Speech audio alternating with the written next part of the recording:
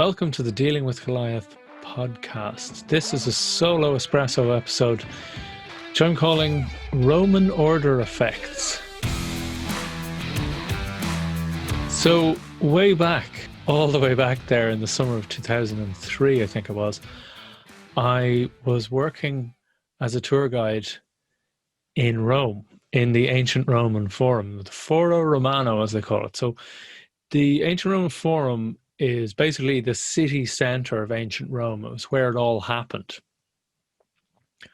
And I have a few other little solo episodes I've sketched out for you that'll be relevant to this. But what I wanted to talk today was about this idea of order effects, which I found fascinating, even as whatever I was at the time, 20-something, early 20s.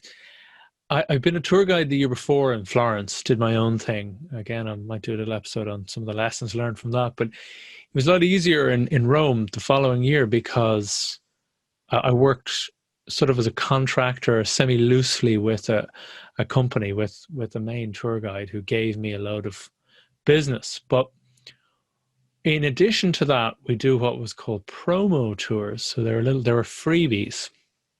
And they were to promote the fully paid tours that we'd also be doing. And you were, of course, allowed to and encouraged to get tips for these as well. So there were an awful lot of young folk there in their early 20s, mid-20s. Some were a bit older, usually early 20s, mid-20s, who were doing tours of the Foro Romano. A lot of them had studied classics or ancient Roman history, that kind of thing. And it was an amazing lesson in collaboration, first of all, because we'd all start up at the top. So at one end is the Colosseum, the Arch of Constantine. And then there's the Via Sacra, the Sacred Road, which led right the way through the Forum. And then at the other end on the hill was the Capitoline Hill. And what you do is you'd start at the Arch of Titus with just two or three people, I think it was. And then several other people who'd be waiting to give promos. We'd have a little line. We'd have a line of free promo people, promo tour guides, right? So when it was your turn, you go up, you get three, and then a few other people, other tour guides who are waiting their turn patiently, would float around the background. And when they'd hear people looking and eavesdropping on your little tour, they'd say, oh, it's a free tour. And they're kind of, why is it free? Actually, that was an interesting thing for cultural stuff, because you tell Americans the free tour and they go, why is it free? And they're suspicious, which was very interesting. They'd immediately get suspicious. And you say, oh, it's a promo tour. It acts like an ad. So, you can leave at any time if you're not enjoying it. If you stay to the end, you're most welcome to give a tip, but you don't have to. You might just take a flyer for some of the paid tours. That's really what it's advertising. So, okay. Funny thing was, generally British, Irish, and Australians, however, you'd say free, and they'd be gone. They'd go straight there, didn't need an explanation. They'd be just in like Flynn, no messing, no holding them back, free stuff, off they go, right? Whereas the Americans were very sort of cautious, like, why, you're trying to rip me off. Anyway, so you'd gather, and as you go through, some people would do 20 minutes of a tour through the Roman Forum. Other people, like my good self, would end up doing 45 minutes, nearly an hour, right? And, people, you could choose, it's totally your own thing. So you could choose what you wanted to focus on, but you couldn't take tips until you went out at the back, up overlooking the Forum, not the Capitoline Hill, but a little perch beside it. And when I'd be up there, I'd finish with this grand story of the death of Caesar and killed on the steps of the Senate, and all of this, and I stabbing the air with my water bottle and doing the full drama bit. It was great fun. And I hear from independent sources, it was pretty good, actually. It wasn't just my imagination. But what was interesting was the effects, because sometimes you'd make tips, and the whole point was I'd usually would sell, give the little promo speech. Thank you very much. Here's the promo. And I do a little, 20 or 30 second little spiel on the other tours that the company gave. And the main one was the Vatican tour. Then the others were like the evening walking tour, which I'd give, and then the catacombs tour, which was quite interesting, but I never gave that one. And people would then go, oh, that sounds kind of interesting. And most of them would take a flyer. Oh, thanks very much. And if they didn't, they'd usually, oh, we're flying out tonight, actually, so we don't have time. It's fine. And then you get a few tips, and that would be nice. And I was talking to a colleague while we were on the little bench waiting to help other people gather free participants, free audience, and waiting to do our own promo tours.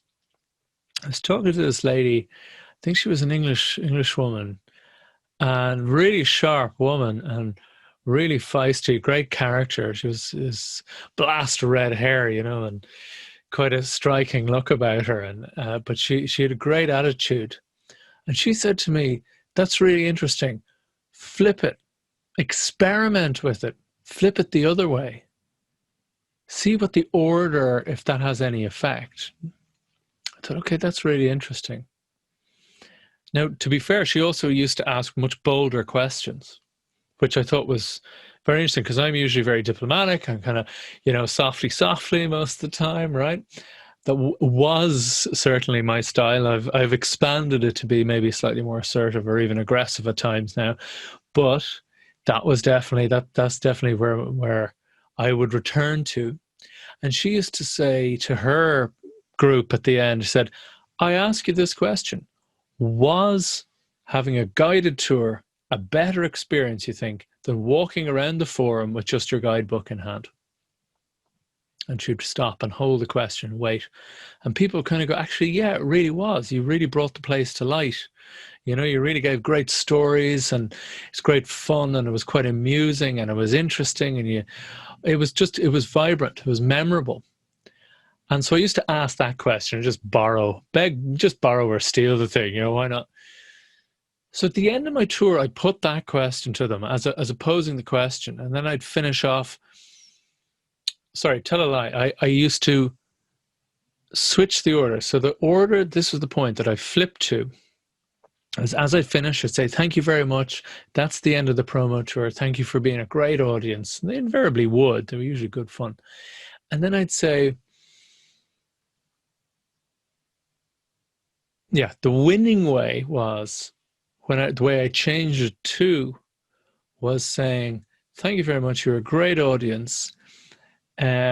Tips it was free, but tips are appreciated hugely, of course. Thank you so much. But you're under absolutely zero obligation. But tips are, of course, appreciated. And this is the thing. They'd start rumbling in the wallets, in the purses, to find the money.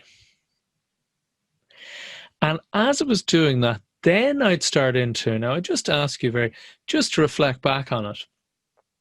Was that better than walking around with a guidebook? And a lot of people would say, yeah, it actually was. Or at least you'd see them kind of thinking, yeah, as they're rooting for the money. And as I just said that, then I'd say, well, we do have more substantial tours with the tour company. If I can just give you a flyer, and I hold up the flyer and point at the back and say, we have the Vatican tour at whatever time. Then I talk about that for a moment or two. Then we have the evening walking tour, which I give most nights, where we meet on Victor Emanuele, the steps of, and we walk through this, that, and the other, and we finish in Piazza Navona via Trevi Fountain and yada, yada, yada. And then I'd also say, and then Tuesdays or Thursdays or whatever days it was, we also have an afternoon tour to the catacombs, which is particularly interesting if you like blah, blah, blah, blah, blah. And this was the thing. I think it increased the average tips by 200 to 300%. Yeah, it was usually twice, sometimes three, or even once it was 4 or 5 times the tips. But yeah, we'd say 2, at least double. The tips are double just by the order effect. So just a question, if you're making a request of people, whether to buy something, to get on board on something, or what they think, and you have to ask multiple people, you have iterations potentially, I'd fully encourage you to play with the order effect. Because when you think about it, because I used to wonder, it's got me really curious, because when I tried to sell the tour and then ask for the tip, it set it up like, okay, so now you've had this free tour and the payment is to take a flyer. That was the way it was set up. Oh, and you can give a tip. Some people who are really impressed would give a tip, but a lot of people, even people who I happen to go for lunch with later or whatever, would say, "Oh, well, I didn't because we were thinking of going on the tour." Now, a lot of people would, and a lot of people wouldn't. But when you did it the other way around, it set it up that here was the tour. I welcome tips, but you don't have to. Non-obligation, right? So the ones who wanted to give a tip would get that tip, and I'd give them a flyer. So it's not or, it's and, So it was it gave a totally different feel just by changing the order effect, not really even changing what I was saying. So it always kind of blew me away. Those kind of the Roman order effect for me. So I often think, how does changing the order have an effect here? And it's something I'll go back to in crafting any marketing messages. It's big in making requests and negotiation or persuasion and influencing.